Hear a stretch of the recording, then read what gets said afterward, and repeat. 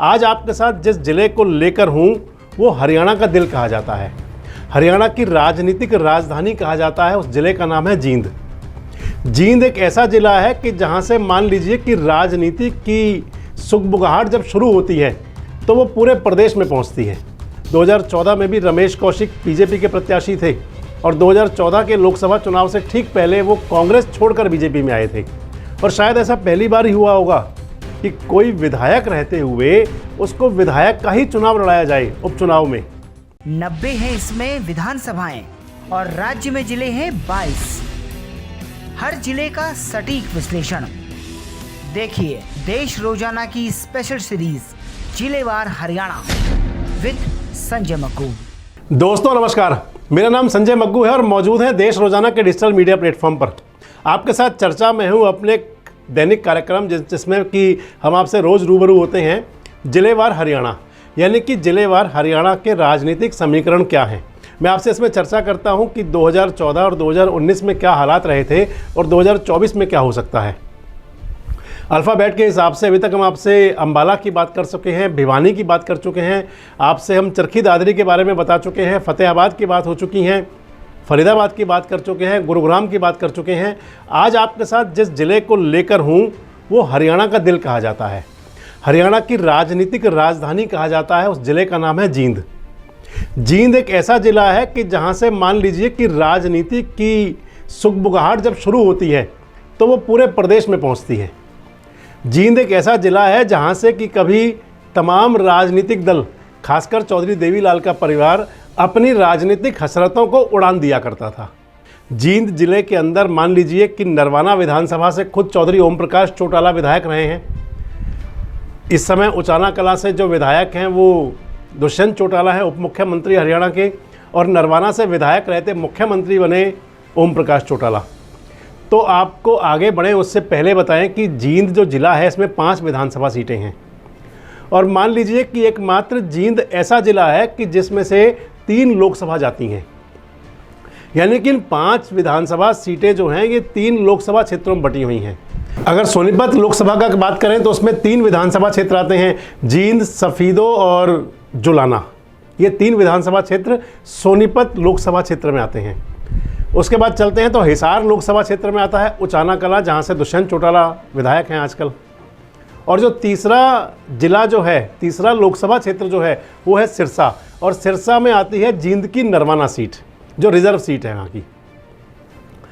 तो आप मान लीजिए कि 3 लोकसभा क्षेत्रों को प्रभावित करने वाला हरियाणा का इकलौता जिला जींद है जो हरियाणा का राजनीतिक दिल कहा जाता है। हरियाणा का सियासी जिसके अंदर के समीकरण साधने वाला एक मुख्य पैमाना माना जाता है। आपको बताएं कि इन तीनों लोकसभा सीटों पर सबसे पहले सोनीपत की अगर बात करें तो रमेश कौशिक सांसद हैं और रमेश कौशिक ने 2019 के लोकसभा चुनाव में पूर्व मुख्यमंत्री भूपेंद्र सिंह हुड्डा को चुनाव में हराया था। बहुत बड़ी बात थी और बहुत बड़ा कांटे का और टक्कर वाला चुनाव था। हालांकि जो मार्जिन ऑफ गैप था बहुत बड़ा था। गैप का मार्जिन तो आप ये कह लीजिए कि 2014 का जो लोकसभा चुनाव हुआ था, 2014 में भी रमेश कौशिक बीजेपी के प्रत्याशी थे और 2014 के लोकसभा चुनाव से ठीक पहले वो कांग्रेस छोड़कर बीजेपी में आए थे और 2014 के लोकसभा चुनाव में उनके सामने कांग्रेस के प्रत्याशी जगबीर मलिक थे। जगबीर मलिक से जो हारने का जो मार्जिन ऑफ गैप था वो हुड्डा साहब के साथ में बहुत ज़्यादा बढ़ गया और उस चुनाव में जो 2019 का लोकसभा चुनाव था उसमें रमेश कौशिक ने 2 बड़े राजनीतिक दिग्गजों को शिकस्त दी थी। एक तो खुद भूपेंद्र सिंह हुड्डा जो पूर्व मुख्यमंत्री थे कांग्रेस के, आप ये कह दें कि सर्वे सर्वा मान सकते हैं उनको आप, और जो दूसरे नेता थे वो जननायक जनता पार्टी के सर्वे सर्वा हैं। दूसरे जो नेता चुनाव हारे वो दिग्विजय चौटाला थे। हालांकि सियासी लोग ये कहते हैं कि अगर दिग्विजय चौटाला वहाँ चुनाव लड़ने ना आते तो माहौल कुछ और होता। और जाट मतदाताओं के दिल में, जाट समाज के दिल में कहीं ना कहीं ये टीस भी है। कभी आपसे जब दोबारा चर्चा करेंगे तो आपको बताएंगे। मेरे पास एक 3-4 दिन पहले एक राजनीतिक के बड़े एनालाइज करते हैं, उनसे टेलीफोनिक मेरी बात भी हो रही थी और वो कह रहे थे कि जो चौटाला साहब का परिवार है वो नहीं चाहता कि कोई भी जाट नेता उभर जाए। खैर, भूपेंद्र सिंह हुड्डा उस चुनाव को हारे थे 2019 में और दिग्विजय चौटाला और ज़्यादा बुरी तरह से हारे थे और पीछे रहे थे। अगर आगे चलें तो अगला विधानसभा क्षेत्र जो है उचाना कला और वो आता है हिसार लोकसभा सीट पे। तो हिसार लोकसभा सीट में दुष्यंत चौटाला चुनाव हारे थे। ब्रजेंद्र सिंह चुनाव जीते थे 2019 में। ब्रजेंद्र सिंह सांसद बने थे, चौधरी वीरेंद्र सिंह के पुत्र, और दुष्यंत चौटाला दूसरे नंबर पर रहे थे। जो हार का अंतर था बहुत बड़ा था वो भी। और तीसरे नंबर पर रहे थे भव्य बिश्नोई। भव्य बिश्नोई उस चुनाव में कांग्रेस के प्रत्याशी थे। और मान लीजिए कि इस समय तीनों नेता एडजस्ट हो चुके हैं। ब्रजेंद्र सिंह सांसद तो हैं ही, उसके बाद में दुष्यंत चौटाला विधायक बन गए और ज़रूरत बहुत पड़ी उनकी बीजेपी को, उप मुख्यमंत्री बन गए। और भव्य बिश्नोई भी विधायक बन गए उस समय कांग्रेस से। अब कांग्रेस छोड़कर बीजेपी में आ चुके हैं और बीजेपी से उपचुनाव जीतकर फिर विधायक बन गए। जो तीसरा लोकसभा सीट है वो सिरसा है, और सिरसा के अंदर आती है जींद की नरवाना। तो सिरसा लोकसभा में आप मानिए कि इस समय सुनीता दुग्गल सांसद हैं, और सुनीता दुग्गल ने जो चुनाव में हराया था पिछले लोकसभा चुनाव के अंदर, उसमें कांग्रेस का प्रत्याशी दूसरे नंबर पर रहा था। सिरसा में अशोक तंवर उनके सामने थे और अशोक तंवर चुनाव हारे थे। और उससे पहले मानिए कि 2019 में सुनीता दुग्गल के रूप में पहली बार सिरसा के अंदर कमल खिला। और 2014 का जो चुनाव हुआ था जब मोदी लहर थी, और उस चुनाव के अंदर गठबंधन था हरियाणा जनहित कांग्रेस और बीजेपी का। और सिरसा की लोकसभा सीट थी हरियाणा जनहित कांग्रेस के खाते में, और सिरसा लोकसभा सीट से वो हार गए थे। इंडियन नेशनल लोकदल का प्रत्याशी चुनाव जीता था। 2 सीटें आई थी 2014 के चुनाव में इंडियन नेशनल लोकदल की, एक सिरसा और दूसरी हिसार। हिसार से दुष्यंत चौटाला 2014 में चुनाव जीते थे इंडियन नेशनल लोकदल के प्रत्याशी होते हुए। और 2019 के चुनाव से पहले इंडियन नेशनल लोकदल 2 फाड़ हो गई। अब आते हैं जींद जिले पर। तो आप मान लीजिए कि जो जींद जिला है राजनीतिक रूप से यहाँ चौधरी देवीलाल के परिवार की ठीक ठाक से रही है। आगे बढ़ने से पहले आपको बताएं कि इसी जींद जिले में 2014 में 3 विधायक बने थे इंडियन नेशनल लोकदल के, और 1 विधायक थे कांग्रेस के और 1 विधायक थे बीजेपी के। और जब 2019 का चुनाव हुआ उसके अंदर इंडियन नेशनल लोकदल से अलग हुई थी जननायक जनता पार्टी। तो 3 विधायक बने जींद के अंदर जननायक जनता पार्टी के, 1 विधायक बने कांग्रेस के और 1 विधायक बने बीजेपी के।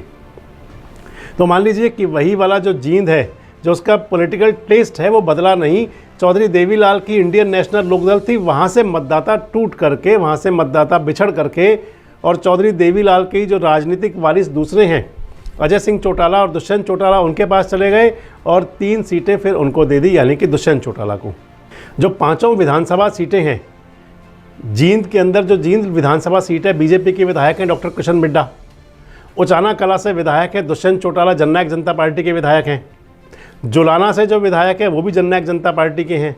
नरवाना से जो विधायक हैं वो भी जननायक जनता पार्टी के हैं। 5 सीटों में 3 जेजेपी, 1 कांग्रेस और 1 बीजेपी।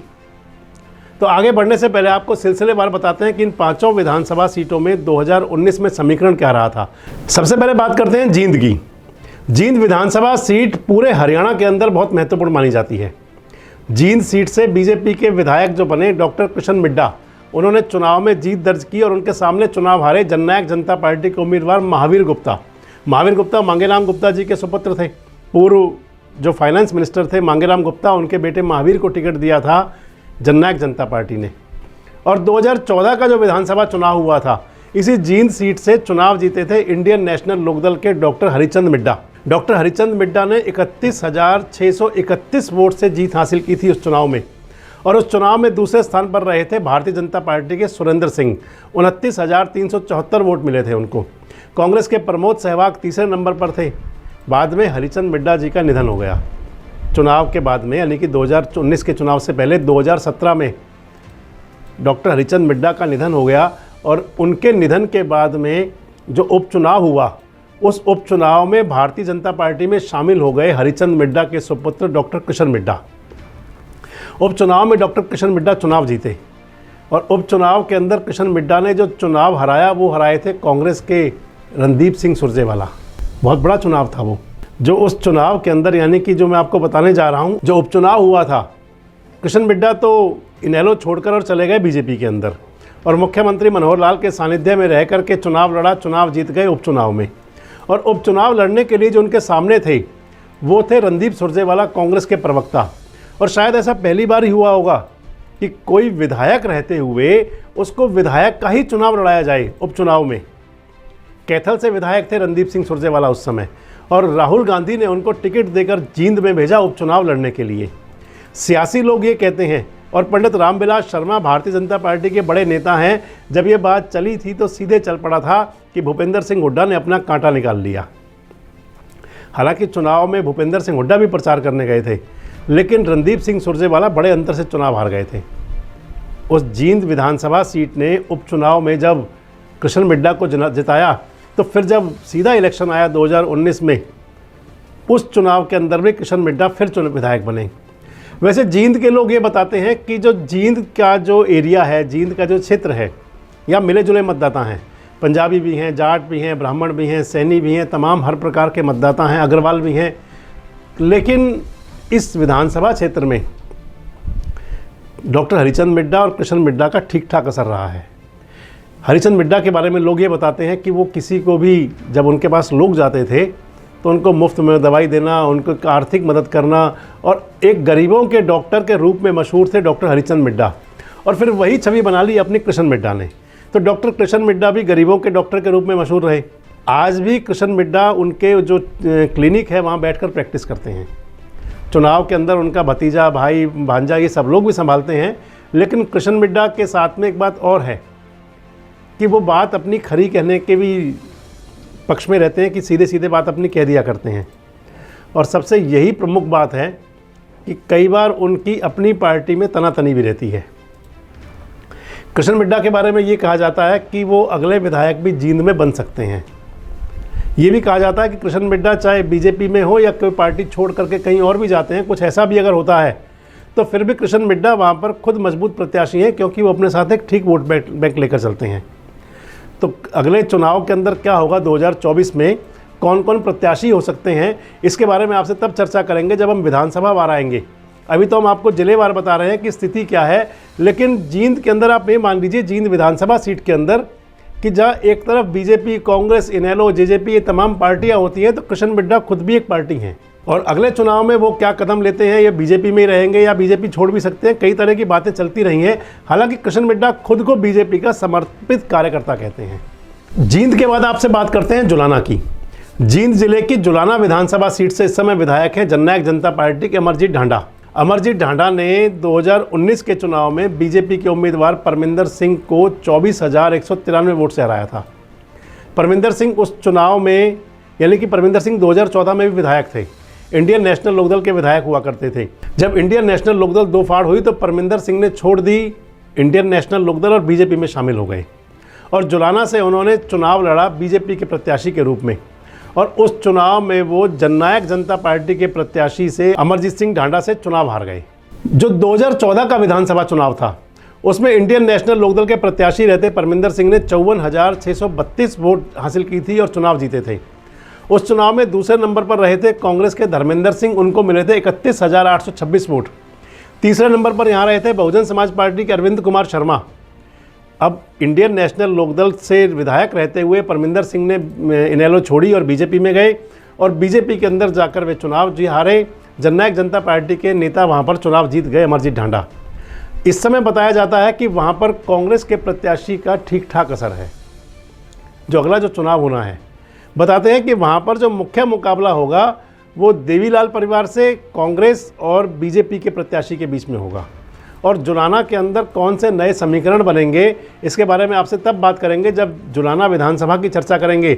लेकिन आप मान लीजिए कि अमरजीत ढांडा भी इतने ही सक्षम हैं, तो उनके सामने परमिंदर ढुल भी उसी प्रकार से ही काम कर रहे हैं।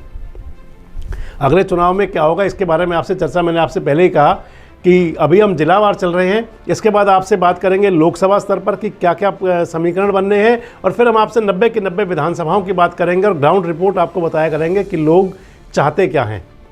तो जुलाना के बाद अगली विधानसभा सीट पर आते हैं उचाना कलां।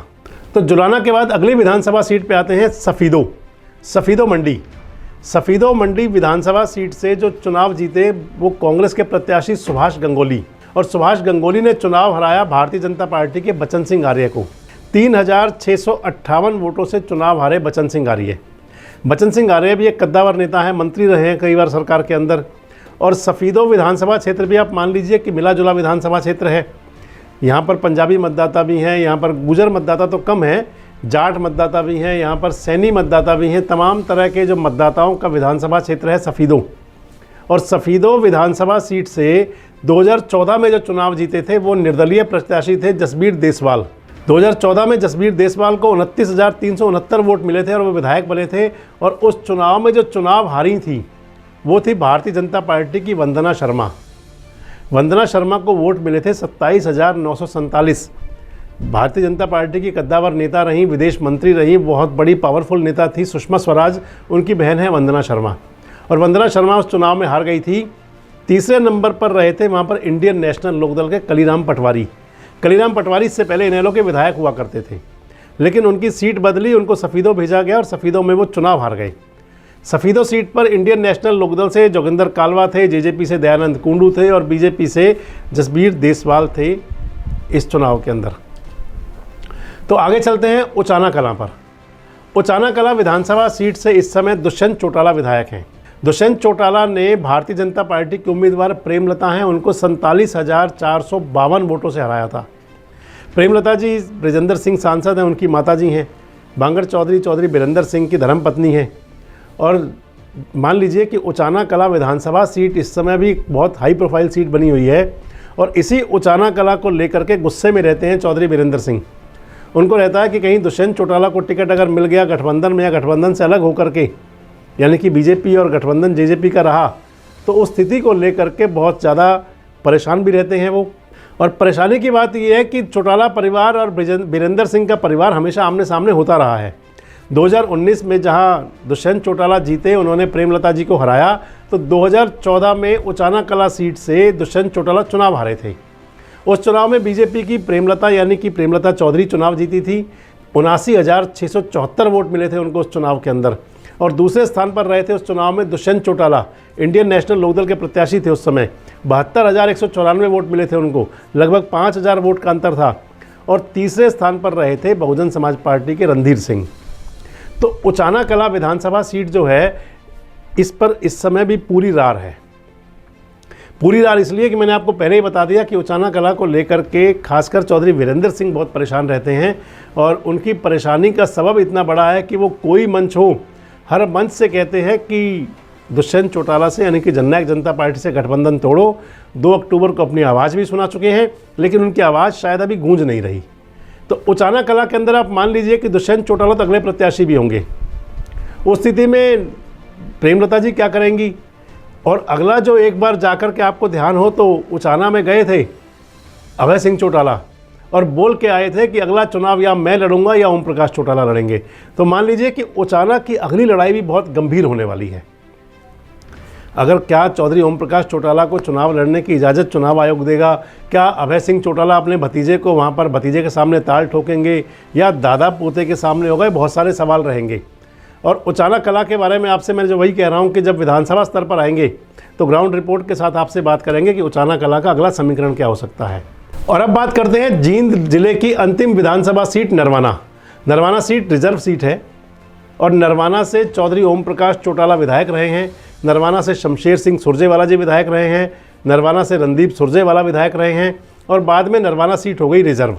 और रिजर्व सीट से जननायक जनता पार्टी के रामनिवास ने बीजेपी के उम्मीदवार संतोष रानी को 30,692 वोटों से हराया था। और 2014 के विधानसभा चुनाव में इस नरवाना से विधायक थे इंडियन नेशनल लोकदल के पृथ्वी सिंह। उनको 72,166 वोट मिले थे उस चुनाव के अंदर। 2014 के चुनाव में दूसरे स्थान पर रही थी बीजेपी की संतोष रानी, उनको मिले थे 63,014 वोट, यानी कि एक ठीक ठाक अंतर से चुनाव आ रहे थे। और कांग्रेस की विद्या रानी रही थी तीसरे स्थान पर। इस बार के विधानसभा चुनाव में जननायक जनता पार्टी ने रामनिवास, जो 2019 का चुनाव हुआ, रामनिवास सुरजाखेड़ा को उतारा। कांग्रेस की फिर से विद्या रानी थी, बहुजन समाज पार्टी से धर्मवीर सिंह थे, इनेलो के सुशील कुमार थे और बीजेपी की फिर से संतोष जी थी। और उस चुनाव के अंदर रामनिवास चुनाव जीत गए। तो आप मान लीजिए कि मैंने आपको पहले ही बताया जब वीडियो शुरू कर रहे थे कि जींद का जिला ऐसा है कि जहां पर ओम प्रकाश चौटाला, चौधरी देवीलाल के परिवार का अच्छा असर रहा है। 2014 में जहां 3 सीटें इंडियन नेशनल लोकदल ने जीत ली थी, तो जब 2014 के बाद में वो पार्टी टूट गई, इंडियन नेशनल लोकदल में विघटन हो गया, नई पार्टी जननायक जनता पार्टी बन गई, तो फिर कार्यकर्ता और मतदाता और जनता और नेता सब चले गए दुष्यंत चौटाला की तरफ। और उस चुनाव में दुष्यंत चौटाला ने सीटें ले ली 3। अगले चुनाव में क्या होगा मैंने आपको पहले ही बताया है कि अगले चुनाव के अंदर भी यहाँ पर जननायक जनता पार्टी भी फाइट में होगी, इंडियन नेशनल लोकदल भी होगी, कांग्रेस भी होगी, बीजेपी भी होगी। और हालात क्या रहेंगे ये आपसे तब बात करेंगे जब चुनाव डिक्लेयर होगा। और इससे पहले विधानसभा स्तर पर जब आपके साथ बीच में आएंगे तब भी आपको बताएंगे कि हालात क्या रह सकते हैं। तो आज के वीडियो में हमने आपको बताया जींद जिले की राजनीतिक समीक्षा। कल आपसे बात करेंगे करनाल के बारे में। इसी प्रकार के वीडियोस के लिए हमारे साथ जुड़े रहें, देखते रहें देश रोजाना। नमस्कार, धन्यवाद।